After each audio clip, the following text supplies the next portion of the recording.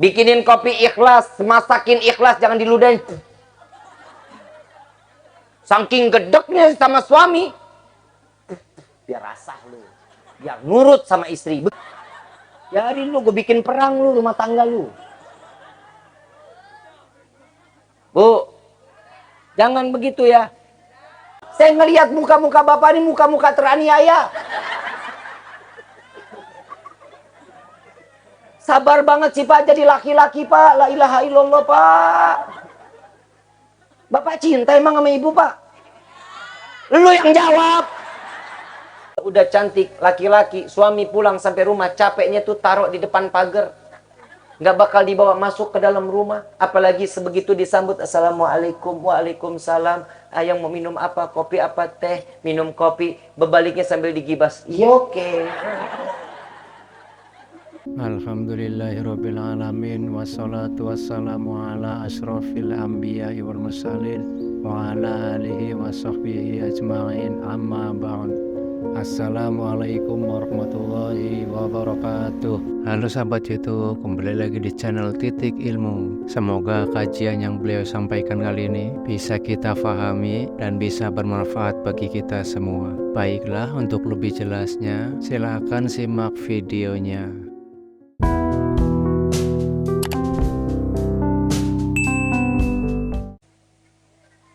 Ibu bapak yang dirahmati oleh Allah, jujur saya tadi udah ngebahas temanya tentang pernikahan. Saya ngelihatnya itu jadwal acaranya walimatus syukur. Pikir saya nikah. Yang ulang tahun 2 tahun. Betul. Miladnya baru 2. Saya nggak kebayang 17 tahun segimana acaranya. Bapaknya yang mana? Pak, sini Pak. Bapak harus mewakilin anak.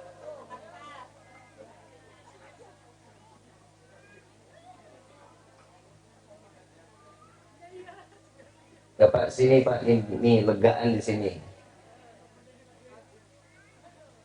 Jadi masuk di YouTube-nya paling kelihatan. Sini ya.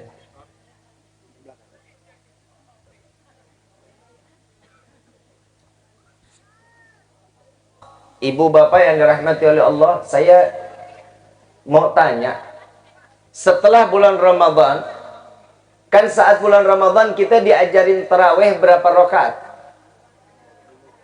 23. Enggak 11 enggak? Kali di sini 443. Tarawih main bola. Diajarkan di dalam bulan suci Ramadan tarawih 23 rakaat. Ada yang kurus habis sholat 23 rakaat.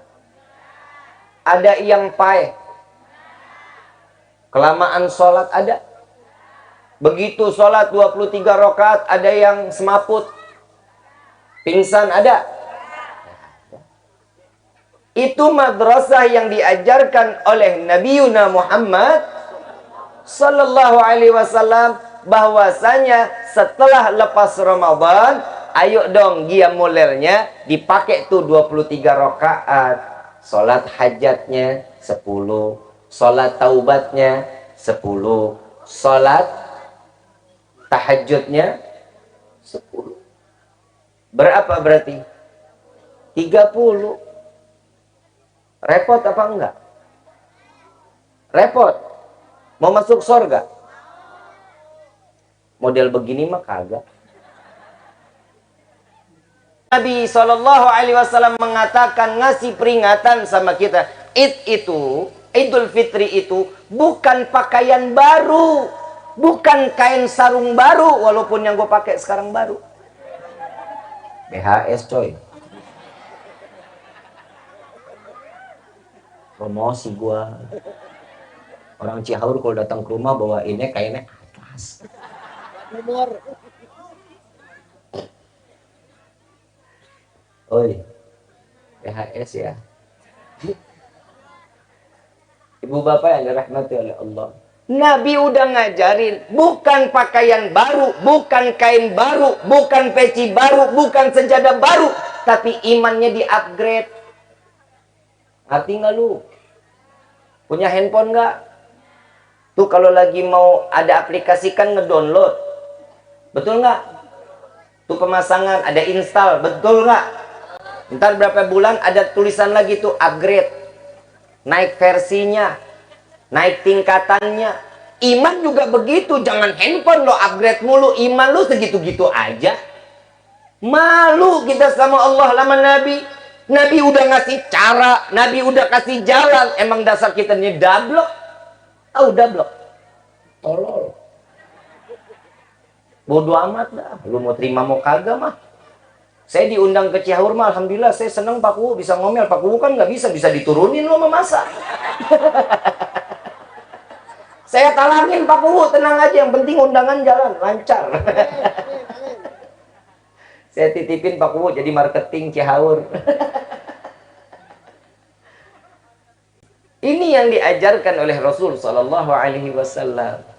Kita selalu minta sama Allah, minta keridhaan. Ibu bapak yang dirahmati oleh Allah, kita hidup di dunia tanpa keridhaan Allah percuma.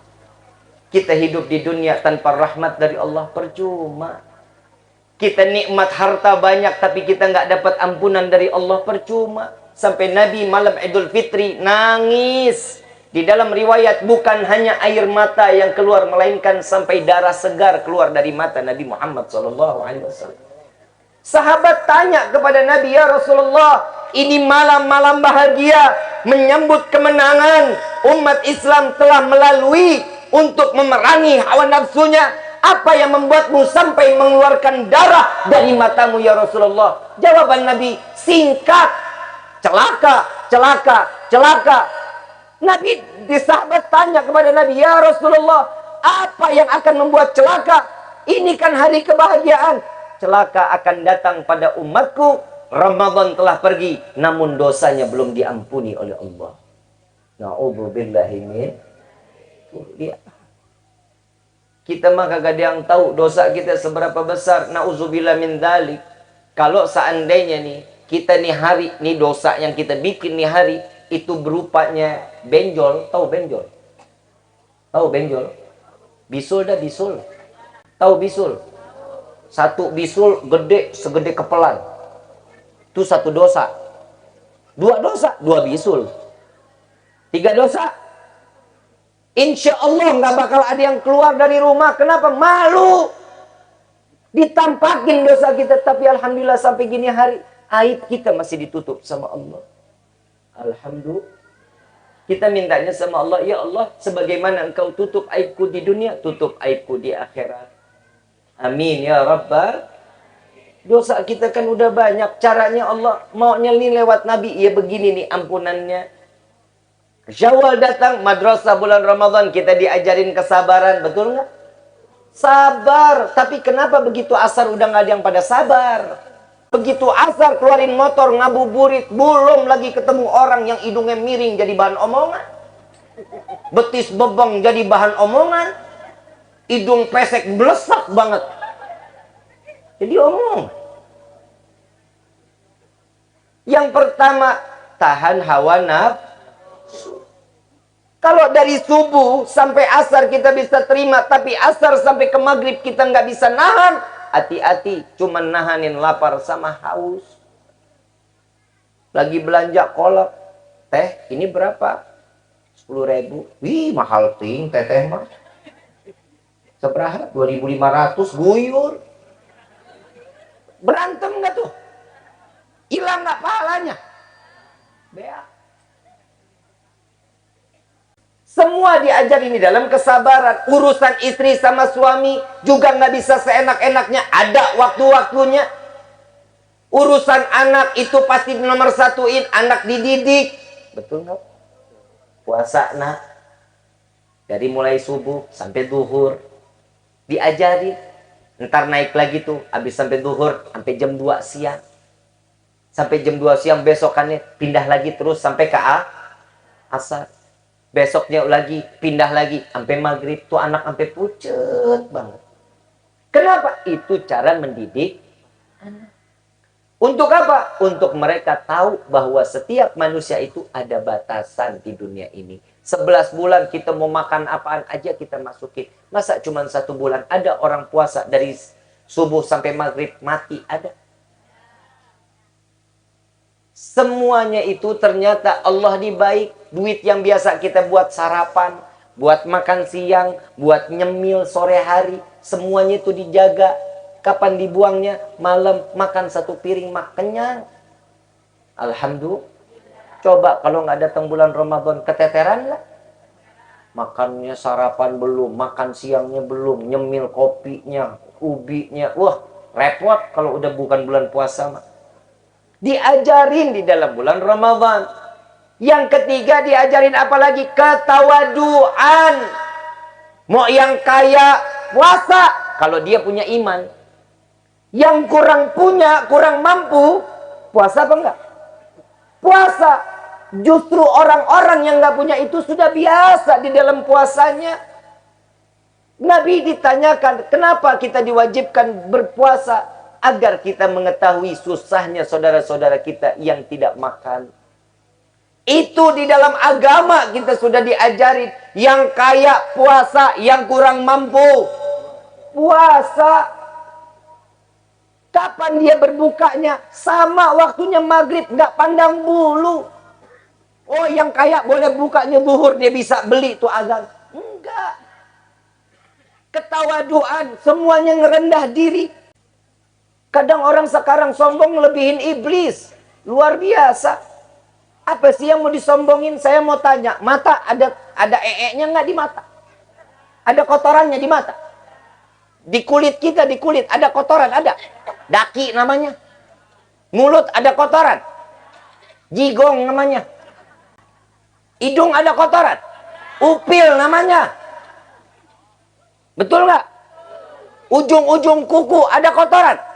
Apa namanya? Kuku. Saya lagi bingung nih pantatnya di mana. Betul nggak? Tuh. Semua, apalagi isi perut.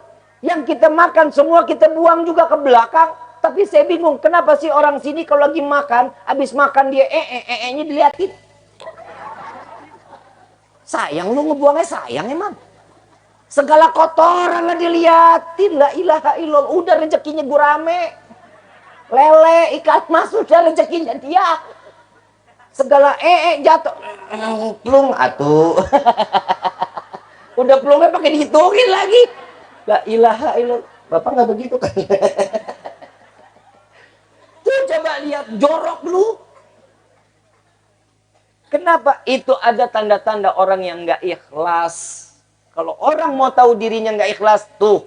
Saat dia ngebuang, dia ngelihat kotorannya sendiri. Itu ciri-ciri orang yang nggak pernah ikhlas. Aja dia kagak ikhlas, gimana duitnya? Dosa aja diperes dulu. Tuh ambil cipretannya. Ya, ini Ramadan sudah ngajarin kan? Insya kita nggak bakal masuk surga karena amaliyah kita, kehidupan. Nggak mungkin. Ibadah, ya udah dah. Kalau buat ibadah kita mah ya udahlah. Kayak kita mah bawa karung isinya bolong. Karungnya bolong. Kita taruh tanah. Berkali-kali kita taruh itu gunung sampai pindah. Saking kita kerukin. Kalau karung itu bolong nggak bakal nampung. Ini kehidupan kita ibu bapak. Amalan kita bawa, kita masukin. Ini yang bikin kita jadi jelek. Tapi subhanallah, tatkala datang bulan Ramadan, semua ditampung oleh Allah. Saat bulan Ramadan, semua malaikat diliburkan oleh Allah. Nggak ada yang kerja, cuti, pakuwu aja nggak pernah cuti. Tapi begitu malaikat datang bulan Ramadan, disuruh stop, kerjaannya stop semua. Kenapa ya Allah? Bukankah aku seorang hamba yang harus taat dengan apa yang kau atur di dalam kehidupanku, kata malaikat. Iya, betul. Tapi tidak di dalam bulan Ramadan ini. Mereka, hambaku yang berpuasa untukku. Maka akulah yang lebih berhak memberikan seluruhnya dari kepada umatku. Tuh, lihat. Selama bulan Ramadan, berkah rezeki kita. Betul nggak? Berkah nggak? Yang nggak biasa dagang. Betul? Tuh, lihat. Sampai doanya Nabi Muhammad SAW. Ya Allah, saat datangnya bulan suci Ramadan, berkahi rezeki umatku. Tuh kata Nabi SAW. Umatnya Nabi bukan hanya orang yang beriman kepada Allah, semua yang beda agama sekalipun, mereka diberikan keberkahan oleh Allah, rezekinya ditambah oleh Allah. Mall penuh. Betul nggak? Lu ke mall. Kok lu tahu? Tuh dia. Mall penuh. Emang mall isinya orang Islam yang punya? Bukan. Yang belanja orang Islam bukan. Orang Islam yang belanja, orang yang beriman kepada Allah. Tapi mereka yang bukan mendapatkan keberkahan rezeki dari umat Nabi Muhammad. Tuh dia. Kemurahan Rasul SAW. Masa kita nggak mau ngambil baik dari apa yang telah diajarkan oleh Rasul SAW? Didik anak-anak kita yang baik. Untuk apa? Untuk ngejadiin diri kita kelak akan ada penerusnya. Bapak, saya cuma mau ngasih tahu, Bapak kalau lagi sedekah suruh anak yang sedekah, Pak. Nah, Han, sini, nih uang kasih Bapak itu. Itu pelajaran loh Pak di dalam hidup. Bu, demi Allah itu pelajaran dalam hidup anak. Saya selalu bilang sama Pagi nggak boleh pelit jadi orang. Setiap apapun yang lihat walid seperti apa, begitupun Pagi harus sayang sama saudara. Pagi harus sayang sama orang lain. Sampai gini hari Pagi kalau dikasih duit nangis Pak. Kalau 2.000. Bapak main ke rumah nggak? Kalau Bapak Ibu main ke rumah, ya minimal 5.000 lah. Itu coba kita lihat. Nih kalau teh keluar berarti saya ditutup suruh doa. Tehnya udah keluar sih. Saya bilang 20 menit sebelum saya selesai, teh keluarin. Iya, tapi ini nggak ada esnya. Ibu bapak yang dirahmati oleh Allah. Tuh lihat. Didik anak-anak kita di dalam ibadah kepada Allah. Kenapa? Tatkala kelak kita di yaumil kiamah, bapak sama ibu nggak butuh uang. Ibu bapak nggak butuh jabatan. Tapi satu yang bapak ibu butuhkan, doa dari seorang anak yang saleh. Ini yang dibutuhkan. Nggak ada setiap sujud mintanya, ya Allah mudah-mudahan 9 bulan waktu anak saya ngontrak di dalam perut saya, dia bayar 900 juta. Ada yang begitu? Ada? Nggak ada. Rabbana hablana min azwajina wa dhurriyyatina wa qurratal a'yun waj'alna lil muttaqina. Gimana? Rabbi habli minas. Itu yang diminta sama orang tua. Kita nggak pernah dituntut apa-apa sama orang tua. Tapi kita nggak pernah bosan nyusahin orang tua, nyapein orang tua. Ibu udah kayak budak buat kita. Yang nyuciin ibu bajunya, yang nyetrikain ibu, yang nyuci, yang ngepel, yang nyapu ibu. Ibu tuh ibarat budak buat kita di dalam rumah. Urusan bapak make orang kerja rodi, pagi nyari uang, pulang malam, kita mah nggak ada pedulinya sama bapak. Bib, orang tua saya udah nggak ada, datengin makamnya PA. Lu ziarah kemana aja nyampe. Sunan Gunung Jati nyampe, sampai ke Gresik, Wali Songo nyampe. Makam orang tua di samping rumah tidak pernah diziarahin. Percuma. Ziarah tidak akan pernah dikabulkan oleh Allah. Orang tua tuh nomor 1. Ini kita orang tua mah dikebelakangin. Sampai gini hari mungkin ada orang anak yang mutus silaturahmi anak sama orang tua. Jangan harap dapat keridhaan sorga, nggak bakal kecium bau sorga. Hati-hati. 3 permintaan malaikat Jibril kepada Allah. Ya Allah, jangan kau terima amal ibadah seorang anak yang durhaka kepada orang tuanya. Ini saat Nabi turun dari mimbar Idul Fitri. Dia jawab, Nabi, amin. Doanya malaikat Jibril yang aminin Nabi, kira-kira dikabulin apa enggak? Doa seorang malaikat, yang namanya malaikat Jibril, apalagi panglimanya malaikat. Doa kepada Allah, aminnya lewat Nabi, yang dikasihi oleh Allah, pasti dikabulin. Kita mau ibadah sebagai anak, mau tiap hari kita sholat di depan pintu Ka'bah. Kalau kita durhaka sama orang tua, percuma. Imam Syafi'i mengatakan seberapa banyak pun uang yang kalian keluarkan untuk orang tua kalian, Dengan cara apapun kalian memberangkatkan haji orang tua kalian. Dengan cara digendong dari negerinya sampai ke Mekah, sampai kembali lagi ke negerinya. Demi Allah, jika kalian menyakiti hati orang tua sampai mengeluarkan air mata, haram surga untuk kalian. Hati-hati sama orang tua, jangan main-main. Jangan main-main sama orang tua. Keramatnya kontan, doanya mutlak, telak, langsung diterima. Yang kedua, apa kata malaikat Jibril? Ya Allah, jangan kau terima amal ibadah seorang istri yang durhaka kepada suaminya. Tuh, hati-hati bu. Melotot-melotot sama suami nggak boleh. Kalau ngomong teriak-teriakan, Bapak, tolong ini Pak. Nggak boleh. Harusnya Allah guncang. Jika itu suami tidak ridho dengan suara kencang seorang istri, dia minta, ya Allah, paehkan. Pasti. Betul nggak Pak? Sekali-kali coba, sekali-kali doain begitu Pak.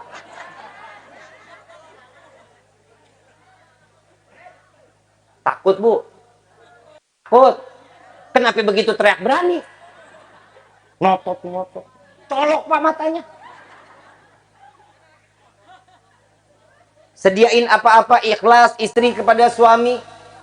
Bikinin kopi ikhlas, masakin ikhlas, jangan diludahin. Saking gedeknya sama suami, biar rasah lu, biar nurut sama istri. Biarin lu, gue bikin perang lu rumah tangga lu. Bu, jangan begitu ya. Gak boleh lu. Saya nggak mau makan lah, takut diludahin. Biar nurut sama orang Cihaur katanya. Giliran ngundang aja dah. Habib wajib datang ya. Ntar kalau kagak jamaah Cihaur kecewa. Kemarin gue bikin halal bihalal Cihaur, barang sebiji nggak ada yang datang. Lu juga Pak Hulu, ngapain kagak datang lu? Gue tadi hampir ngambek nih Pak. Bapak juga nggak datang, apa Pak? Gue ribut sama gue. Tuh coba lihat. Orang Cihaur tuh jangan coba-coba ngambil ilmunya kuburan. Kuburan kan maunya didatengin. Bener nggak? Mau kuburan ngedatengin rumah kita? Kabur lu. Buka pintu ngeliat kuburan. Ya kabur lah. Tuh lihat, jangan ambil ilmu kuburan. Ya silaturahmi dijaga. Terus bu, hoi, awo, sare, sare dah. Pak, Pak, piring terbang bebas. Tarik embun-embunannya tiup. Ya bu ya, jangan marah-marah mulu ya bu ya. Bu, Pak, sekarang saya tolong jujur. Jujur Pak, seminggu mau lebaran, baik nggak sama Bapak? Emang kurang ajar lu. Kalau nggak baik, urusannya nggak bakal dikasih baju lebaran Pak. Habis lebaran, ngamuk lagi nggak? Tuker Pak, buy one get one. Betah banget lu punya bini begitu. Ya Allah, bu, jangan. Jangan. Ya Allah, istri itu tanggung jawab suami. Iya. Tapi istri tanggung jawabnya dunia wal akhirah. Ngedidik anak dari orang tua pertamanya. Bukan dari suami. Suami lebih banyak di luar, bu. Madrasah paling baik itu seorang istri. Bapak mah tinggal naungin anaknya. Kalau ibu ngomelin anak sampai marah, tuh, salut saya. Tapi bukan main tangan ya. Jangan main tangan. Omelin, seterah ibu, terserah. Mau bagaimana aja omelinnya terserah. Yang penting ini anak terdidik sampai dia orang yang ahli ibadah kepada Allah. Bu, saya bahas sedikit. Saya punya sepupu di rumah, bu. Saya punya sepupu, saya bingung. Saya ngelihat orang tuanya itu, sebenarnya bukan sepupu saya, sepupu istri. Sepupu istri saya. Saya ngelihat ibunya tuh kalau ngomelin kayak anak tiri, bu. Marah. Yang perempuan dijambak. Ambil wudhu. Salat. Tiap hari begitu. Belajar ditongkrongin. PR belum dikerjain, ditongkrongin. Sampai selesai. Mau tengah malam juga diselesai. Bapak tahu, ibu tahu. Sekarang anak pertamanya jadi dokter. Anak keduanya dokter gigi.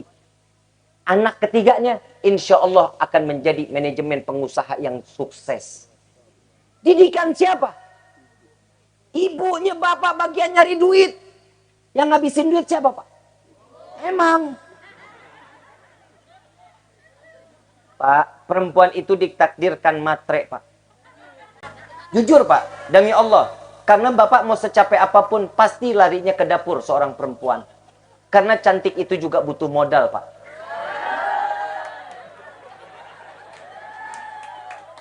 Kenapa lu? Oi, kenapa? Senang amat lu. Tapi jangan stop, Pak, ngasih duitnya. Stop. Pernah dandan lagi tidur, Pak? Tidur dandan pernah, Pak? Pernah bapak kecium wangi? Pernah. Minta amit lu. Bu, ini saya masih durhaka seorang istri nih, Bu. Saya belum lari ke doa yang ketiga nih, malaikat Jibril. Karena istri ini paling bahaya, neraka pasti dikecemplung. Paling banyak neraka perempuan apa laki. Itu lo sadar diri. Tapi kenapa lo masih PA? Masih nggak mau hormat sama suami? Bu, tahu nggak, Bu? Kata seorang waliyah, ibu yang solehah, amanah kepada istrinya, kepada anak perempuannya. Nak, hati-hati nak. Aib jika diri kalian tercium bau di hidungnya seorang suami. Kecium bau, aib, gak boleh. Makanya banyak suami gak betah di rumah. Yang kedua, mulut. Hati-hati. Mulut. Suami itu kalau marah gak langsung. Disimpan. 1, 2, 3, 4. Kalau dia langsung marah berarti ada kelakuan seorang istri yang pernah dia gak senang. Itu meledak itu hari. Itu suami, Pak. Suami paling bisa nahan, Pak. Tapi kalau sudah sampai leher mesti dimuntahin, Pak. Muntahinnya juga jangan main tangan ya, Pak ya. Banci. Laki-laki kalau musuh lagi ribut sama istri, main tangan, banci namanya. Nasehatin, lah betul aja lu. Gue belum selesai. Bikin emosi gue aja. Itu contoh, Pak. Contoh. Boleh nada tinggi, boleh. Karena seorang imam di dalam rumah tangga siapa?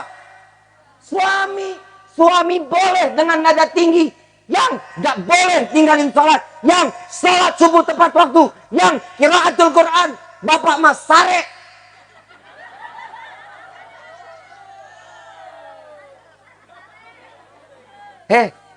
Dosa siapa yang tanggung? Suami. Ibu nggak sholat. Dosanya siapa yang tanggung? Lu sholat nggak sholat yang dosa. Tuh udah capek suami bikin beban aja hidup lu. Betul nggak, Pak? Saya ngelihat muka-muka bapak ini muka-muka teraniaya. Sabar banget sih, Pak, jadi laki-laki, Pak. La ilaha illallah, Pak. Bapak cinta emang sama ibu, Pak? Lu yang jawab. Bapak cinta sama ibu? Bohong. Jangan, Pak, jangan. Percuma Bapak cintain ibu juga, ya tetap aja bau sangit. Tahu bau sangit? Minyak jelantah tahu? Tuh mirip sama bau sangit. Bu, emang cinta sama Bapak? Enggak?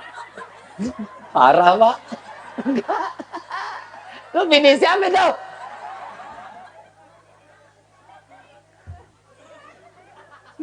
Cinta bertepuk sebelah tangan.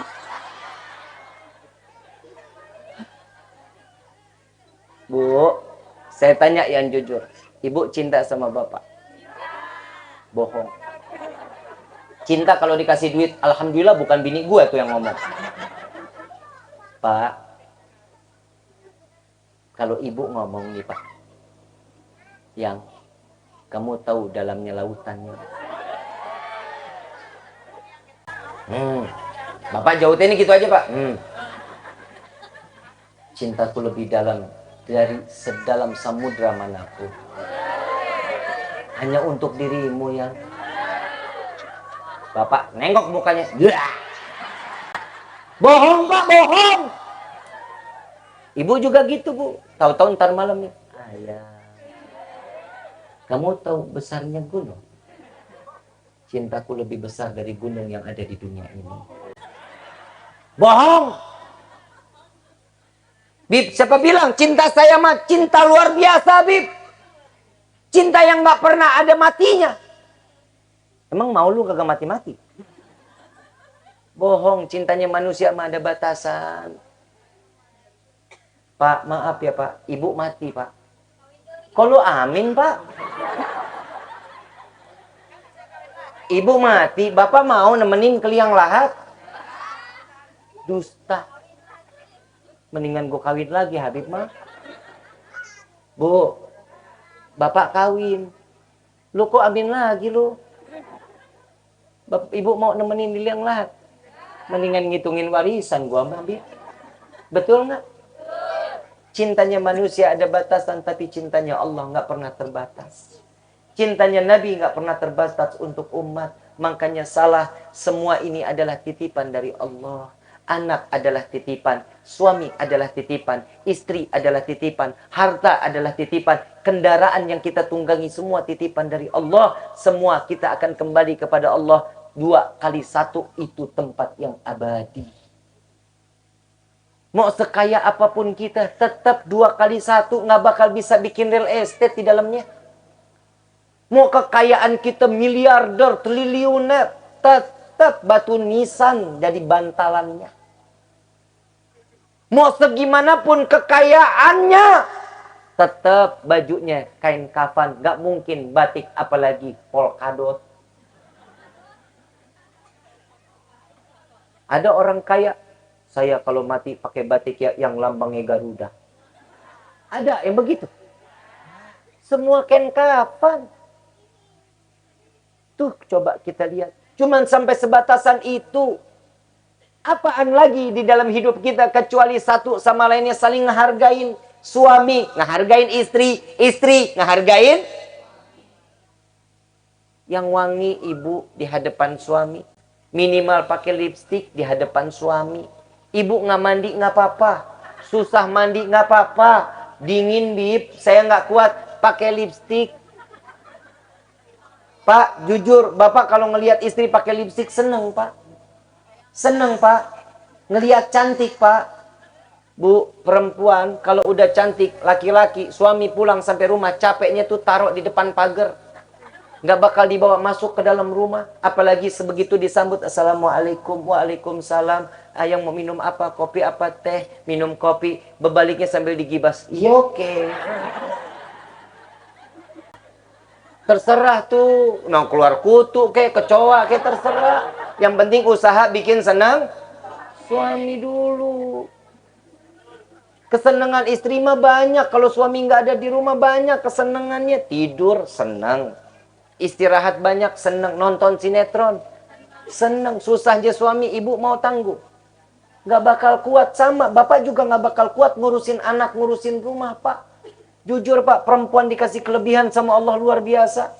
Bukan main. Saya kalau punya tenaga, saya nih tenaga laki-laki nggak ada bandingan. Tapi kita kalah sama tenaganya perempuan Pak. Kalah kita Pak. Kita mau berantem sampai 10-20 orang insya Allah kita ladenin.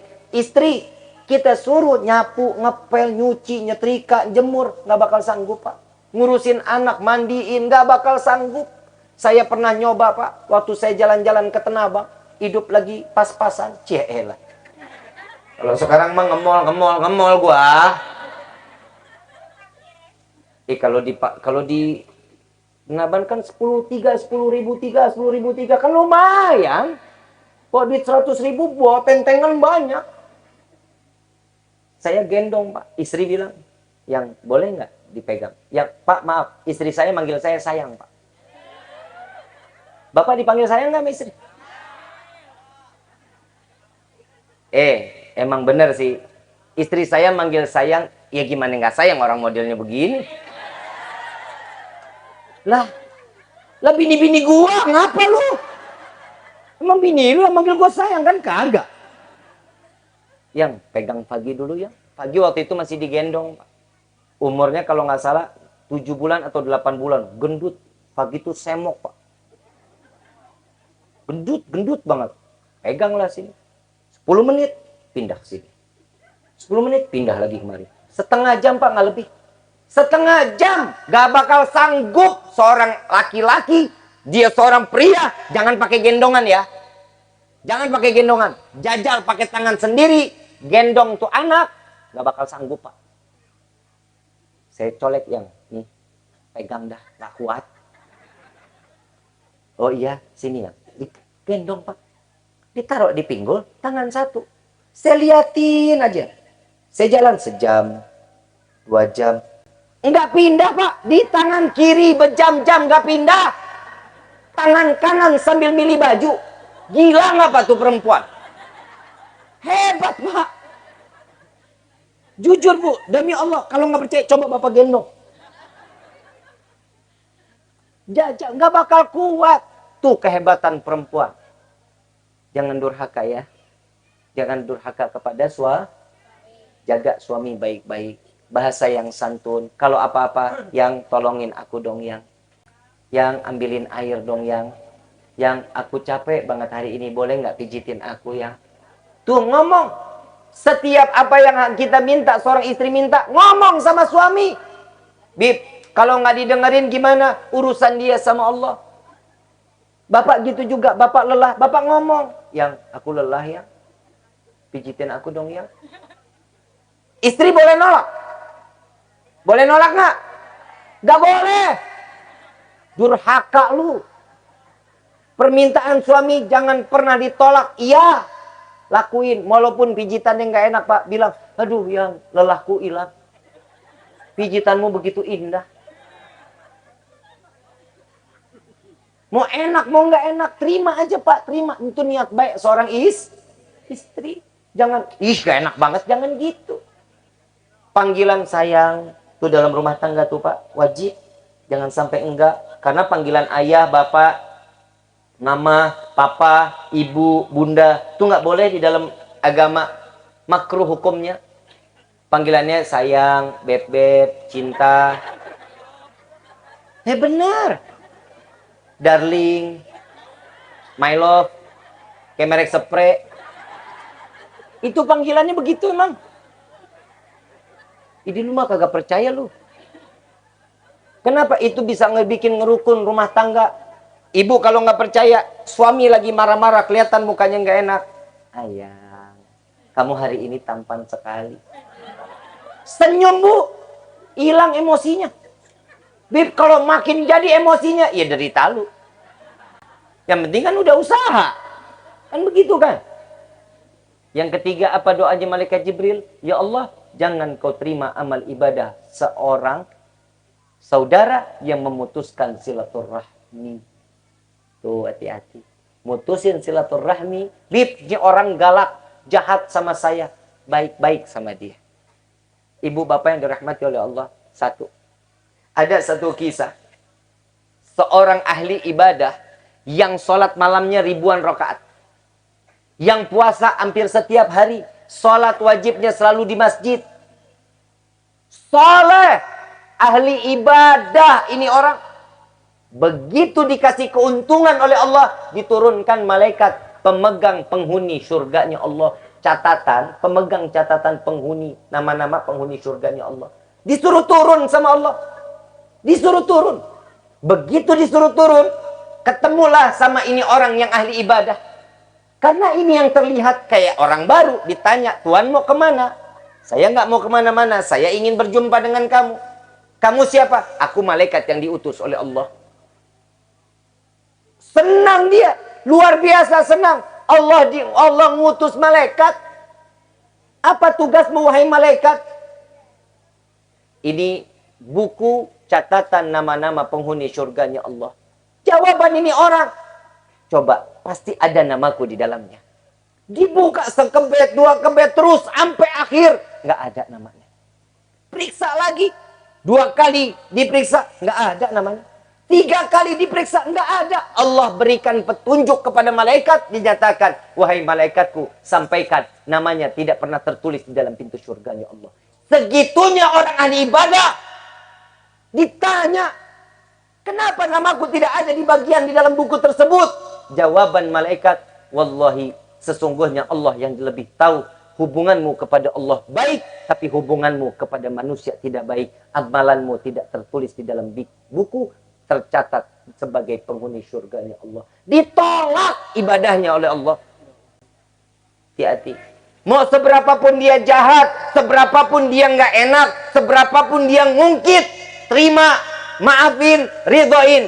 Itu akan menjalankan kehidupan kita. Kekal dunia dalam keadaan bahagia, di akhirat selalu dalam keadaan bahagia. Insya Allah. Mudah-mudahan di malam apa yang saya sampaikan menjadi ilmu yang bermanfaat.